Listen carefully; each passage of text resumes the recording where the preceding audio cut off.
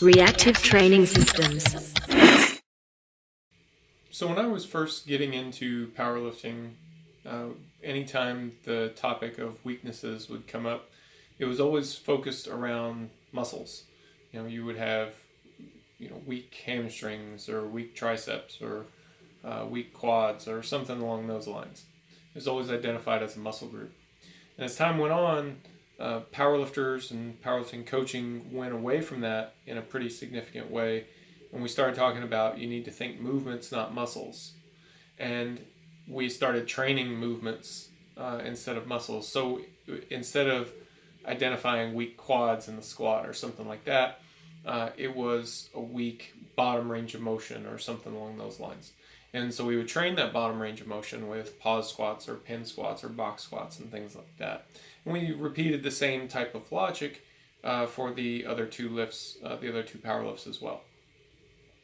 And I would say that that's definitely an improvement in the overall paradigm. However, I don't think it's a fully complete picture. I think that there still is a place for training muscles over movements. It's not just training movements. That still does tend to get you the biggest bang for your buck.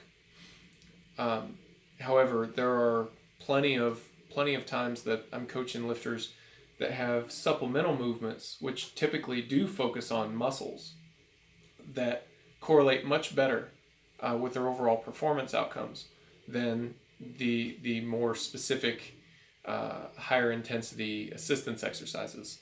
So to give you an example, it's not terribly uncommon for me to find a lifter who responds or apparently responds well to single leg work, say Bulgarian split squats or lunges, and that their performance in those movements correlates very well to improvements in their squat, whereas performance in other movements such as pin squats or pause squats correlates less well.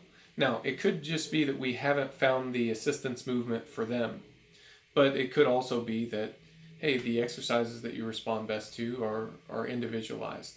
And that's going to drive some changes to your training strategy. I think if you find that you respond really great to supplemental movements, which tend to be muscle focused, then you should include those a bit more often in your training.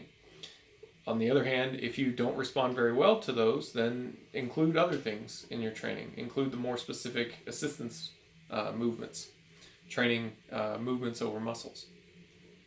So you do have to search and try to find what's working best for the athlete and follow athlete response. That's super important.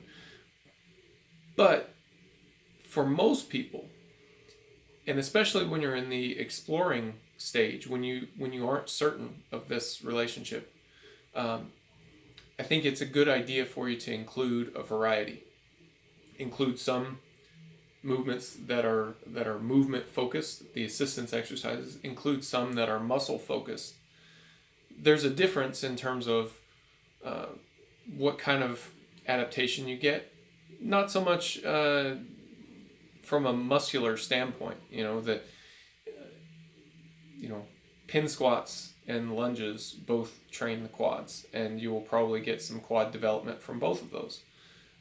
There are some coordinative aspects to pin squats that mean that it normally transfers better, but it doesn't always transfer better. So there's a lot that we don't know, and acknowledging that means that we have to follow what we see in terms of results. Include variety in your training when it comes to training movements, training muscles. Include variety. There's something else to consider that goes along with this is a difference in the recovery demand. Typically, supplemental movements are a bit more isolation in nature, and they tend to be a little bit easier to recover from. Maybe my example of lunges and Bulgarian split squats isn't the best example to highlight that relationship, but maybe a different example will work. So an assistance exercise for the bench, and just to use a parallel example, might be a pin press, whereas supplemental movement for the bench might be a dumbbell bench or a dumbbell military press or something along those lines.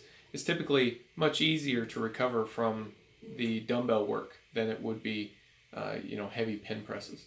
So, and also before I leave that point, that's going to be especially true if you have athletes with that tend to get painful joints.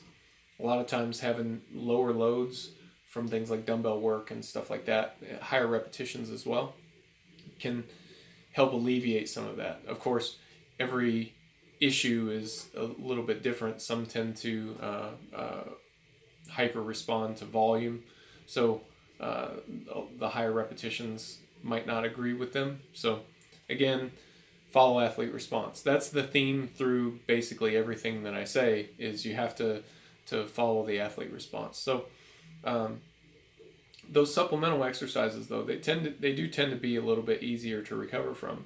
So it allows you to put a little bit more volume into the system, get a little bit more development from the athlete without really grinding them down.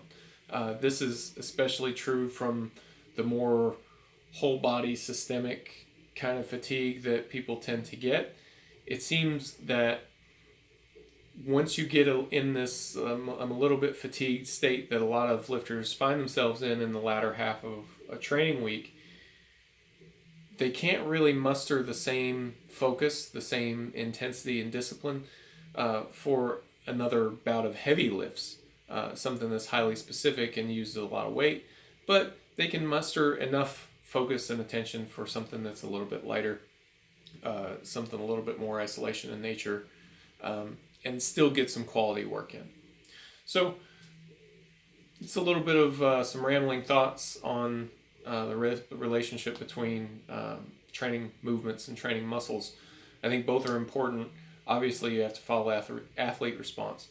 But until you can identify very clearly what that is, I think it's a good idea to include both. And there are definitely some good reasons for doing so. So that's all I've got for you for this week. Thanks for watching.